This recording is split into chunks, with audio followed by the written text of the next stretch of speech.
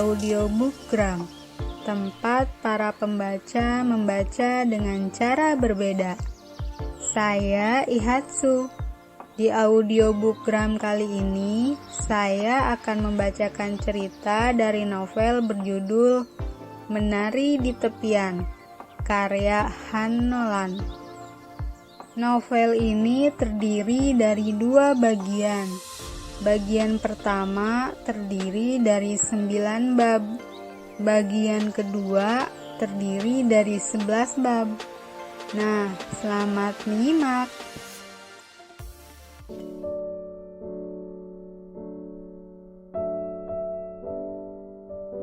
Bagian 1. Aku bukan siapa-siapa. Siapakah kamu? Emily Dickinson. Bab 1. Gigi berkata, "Malaikat pelindungku pasti menjagaku dengan sangat baik ketika aku dilahirkan."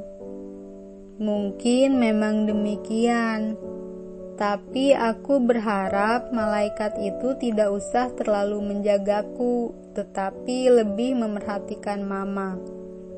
Entah kenapa, aku tidak pernah senang mendengar kisah bagaimana aku dihadirkan ke dunia ini.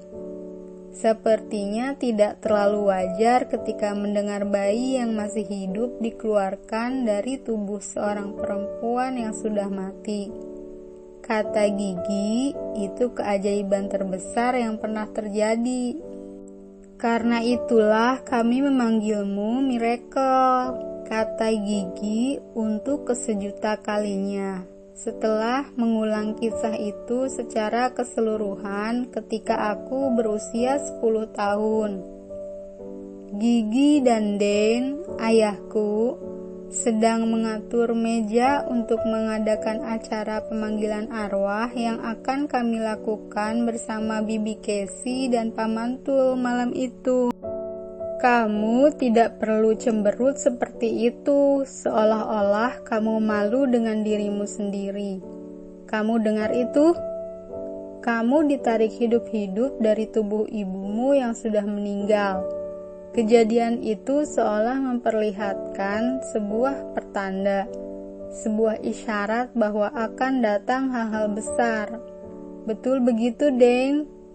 Lalu Gigi mengeluarkan papan Ouija keluar dari kotaknya dan meletakkannya di atas meja. Dan tidak menjawab pertanyaannya. Terlihat dari cara Dan menatap lantai dengan alis berkerut. Gigi tahu Dan sedang asik dengan pikiran-pikirannya yang penting sehingga tidak peduli dengan semua hal yang kami bicarakan. Meski begitu, Gigi terus saja berbicara.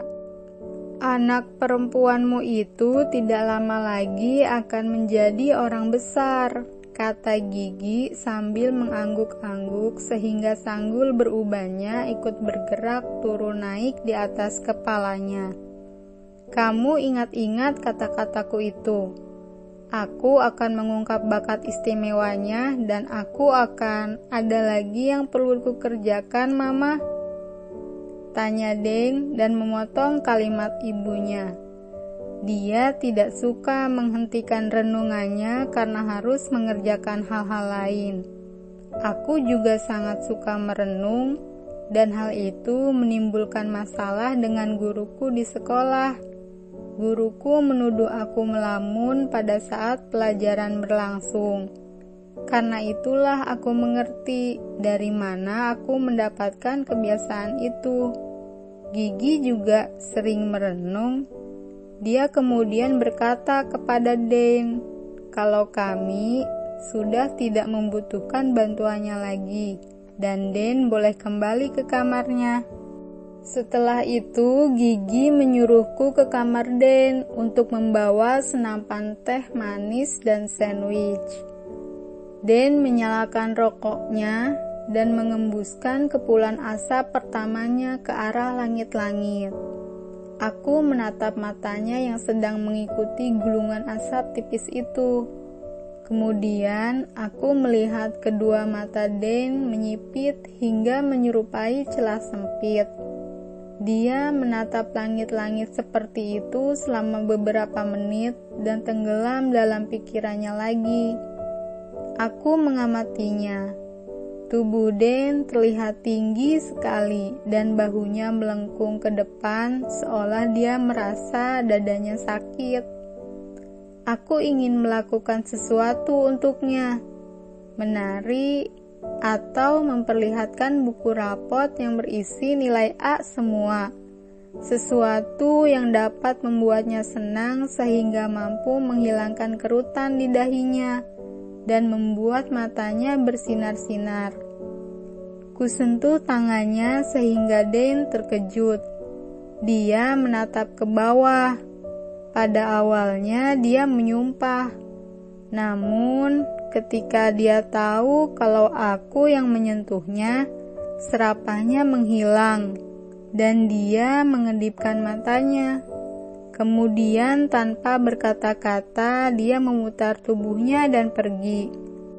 Sandalnya mengeluarkan bunyi ceplak-ceplok dan ikat pinggang jubah mandinya melambai-lambai di belakangnya seperti ekor. Kalau kamu pernah bertemu dengannya, kamu tidak akan mengira kalau ayahku itu pernah bekerja. Dia selalu tampak mengenakan jubah mandi kesayangannya itu dan sandal yang sudah tipis di bagian tumitnya. Tapi sesungguhnya dia adalah penulis, orang yang memiliki bakat yang luar biasa, orang dengan keajaiban.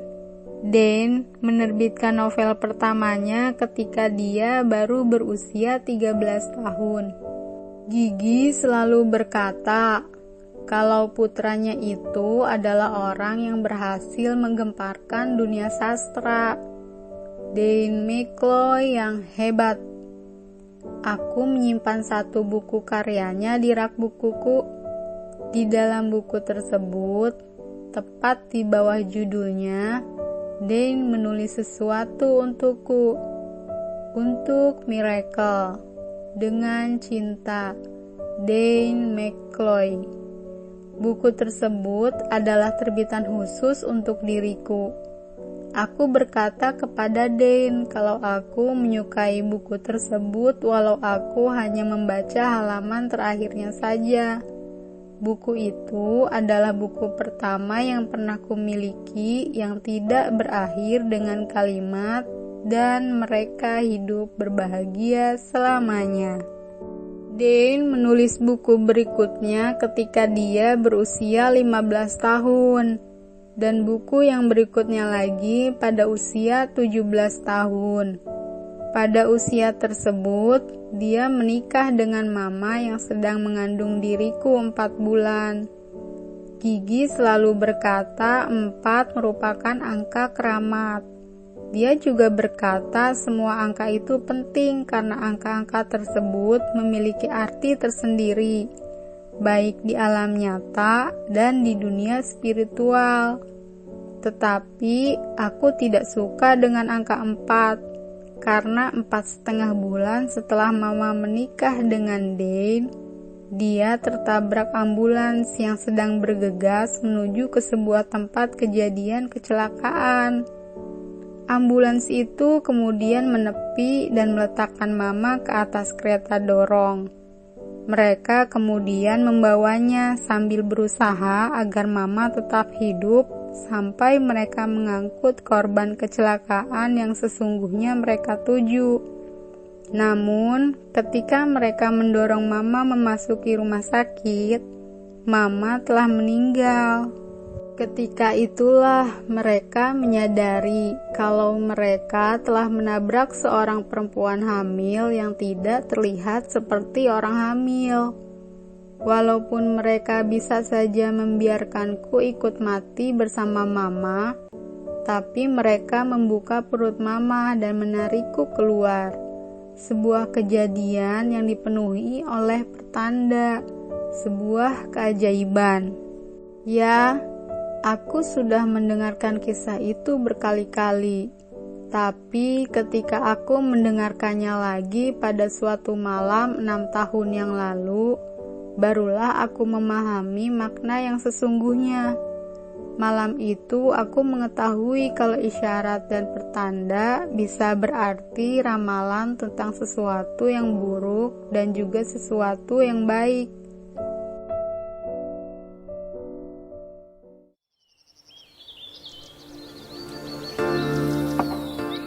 Kamu baru saja menyimak beberapa halaman pembuka dari novel Menari di Tepian karya Han Nolan. Jadi, bagaimana? Kamu menikmatinya? Untuk cerita selanjutnya, kamu bisa menyimak di audiobookgram berikutnya ya. Sampai jumpa.